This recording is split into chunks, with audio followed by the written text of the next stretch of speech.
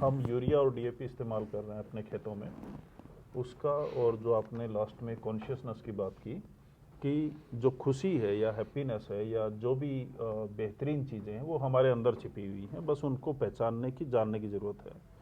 और आप जितने भी हमारे गुरुज हैं, पहुँचे हुए प्राणी हैं, जैसे बाबा नानक है, आपके रविदास हैं, कबीर हैं, या महावीर हैं, बुद्धा हैं, सभी ने एक ही बात की है कि आप अपने भीतर की यात्रा की तरफ चल पड़ें। और जब भी भीतर की यात्रा की तरफ जाएंगे तो हमें बेहतरीन ज्ञान अपने आप मिलना चालू हो जाता है।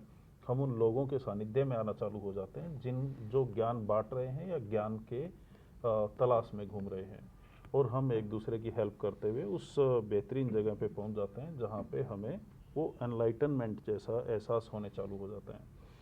तो खेती के बारे में लास्ट में 2 लाइनें मैं बोलना चाहूँगा कि जो यूरिया है जब हम ज़्यादा डालते हैं खेतों में, तो यूरिया है एक एस्ट्रल एलिमेंट, आपको हाई कर देता है। वो हाई करने के बाद में आप ज़्यादा नशा लेने की कोशिश करेंगे, ज़्यादा कोई भी ड्रग वाली चीज़ें हैं, मीठा है, शुगर है, चीनी है, कोल्ड ड्रिंक है, पिज़्ज़ा बर्गर है, या फ्रेंच फ्राइज़ हैं, इस तरीके की चीज़ें हैं, जोनोमोटो है या फास्ट फूड है, ये सब खाने के आपका दिल करेगा। उसके बाद में शराब, उसके बाद में ड्रग्स, और उसके बाद में मौत। तो बिल्कुल। ये इस तरीके से बढ़ता जाता है।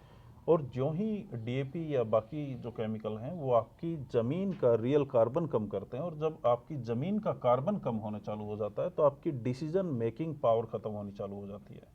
और वो डिसीजन मेकिंग पावर ख़त्म होते होते वो इस हद तक आ जाती है कि कोई कंपनी आएगी, आपको एडवर्टीजमेंट दिखाएगी कि आपको ये फलाना फ़ोन ख़रीदना है, और आप उसको ख़रीदने के लिए किडनी बेचने के लिए भी तैयार हो जाएंगे, क्योंकि आप अपनी डिसीजन नहीं ले पा रहे हैं। क्या ये फ़ोन मुझे सच में चाहिए, इसकी ज़रूरत है या नहीं है, या किसी ने मुझे बोल दिया इसलिए मैं ख़रीदने के लिए तैयार हूँ। आप देख रहे हैं हर साल के कोई ना कोई, अभी कल परसों की खबर थी कि एक स्टूडेंट ने अपने बाप को इतना तंग किया कि उसको सुसाइड करना पड़ा कि वो फ़ोन नहीं दिला पा रहा था अपने बेटे को, और उसके बाद में उसके बेटे ने आत्महत्या कर दी, और उसकी माँ टेंशन की वजह से वो भी शायद मर गई है या बहुत ज़्यादा बीमार है। तो कुल मिला के जो हम खा रहे हैं, पी रहे हैं, इमीडिएट इन्वायरमेंट है, एपिजेनेटिक्स के ऊपर बहुत सारी किताबें लिखी गई हैं। एक साइंटिस्ट है लिफ्टन एस ब्रूज, उसने बायोलॉजी ऑफ बिलीफ के ऊपर ज़बरदस्त काम किया है, वो भी यही चीज़ें कंफर्म कर रहे हैं जो डॉक्टर साहब बोल रहे हैं। तो कुल मिला के ज़िंदगी बहुत आसान है, बहुत आराम से जी जा सकती है, उसमें बहुत ज़्यादा तामझाम की ज़रूरत नहीं है। और अगर हम मिल के इन्हीं मुद्दों पे शेयर करते रहें, आपस में एक दूसरे से सीखते रहें, तो मुझे लग रहा है कि बहुत आसानी से हम हाईएस्ट लेवल की ज़िंदगी को अचीव कर सकते हैं। हमारी जो अंदर की यात्रा है उसमें हम एक दूसरे के साथी हो सकते हैं।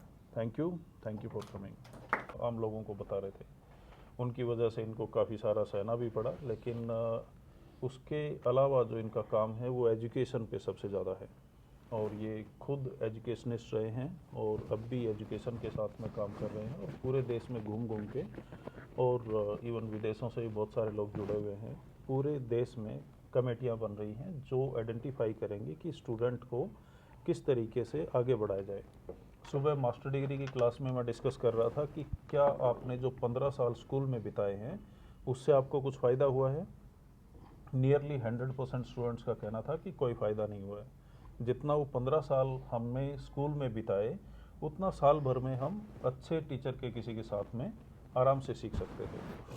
तो वो अगर 15 साल का टाइम एक साल में अगर आप कंपाइल कर सकते हैं तो बहुत ज़्यादा अच्छा होता है। फिर मैंने कहा कि क्या आपको वो सारी स्किल जो आपकी लाइफ में असल में काम आ रही हैं, क्या वो स्कूल में पढ़ाई गई, बताई गई, सिखाई गई। तो उन्होंने कहा कि कोई भी वो स्किल, जैसे अपनी हेल्थ को लेके और अपने मेंटलिटी को लेके, साइकी को लेके, इन्वेस्टमेंट को लेके, पैसे से रिलेटेड, पैसा कैसे कमाना है, बनाना है, इन्वेस्टमेंट कैसे करना है, वो तमाम सारी चीज़ें जो आपकी लाइफ के पार्ट एंड पार्सल हैं, वो स्कूल, कॉलेज और यूनिवर्सिटी में डायरेक्टली नहीं सिखाई जा रही हैं। उससे क्या हो रहा है कि आप अपना मास्टर डिग्री, पीएचडी इवन कर लेते हैं बच्चे, और उनको अपना टैक्स भी फाइल नहीं करना आता है। उनको ये नहीं पता होता है कि आप कितने पैसे कमा रहे हैं, कहाँ खर्च कर रहे हैं, आपको कैसे इन्वेस्ट करना चाहिए, इसको बढ़ाएंगे कैसे। उसके बाद में उनको हेल्थ और अपने जो इमोशनल वेलबींग के इश्यूज़ हैं वो भी बहुत सारे फेस करने पड़ते हैं, और उनके बारे में भी उनके जो कन्फ्यूजन्स हैं वो काफ़ी ज़्यादा होते हैं।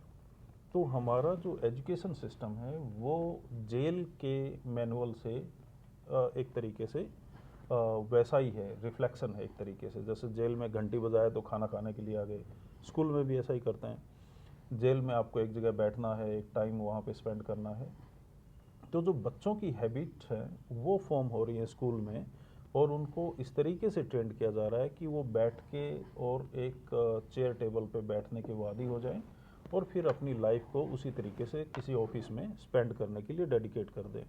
जबकि हर बच्चा अपने आप में यूनिक है, तो उसकी यूनिकनेस के बारे में उनको कैसे आइडेंटिफाई करें, उनकी यूनिकनेस और उनके जो प्रोस्पेक्ट है उस बच्चे के कि वो क्या कर सकता है। एक बच्चा भी दुनिया बदल सकता है।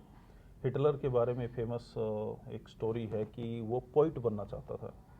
अगर हिटलर पोइट बना होता तो मैं श्योर हूँ कि लाखों लोगों की जान नहीं जाती।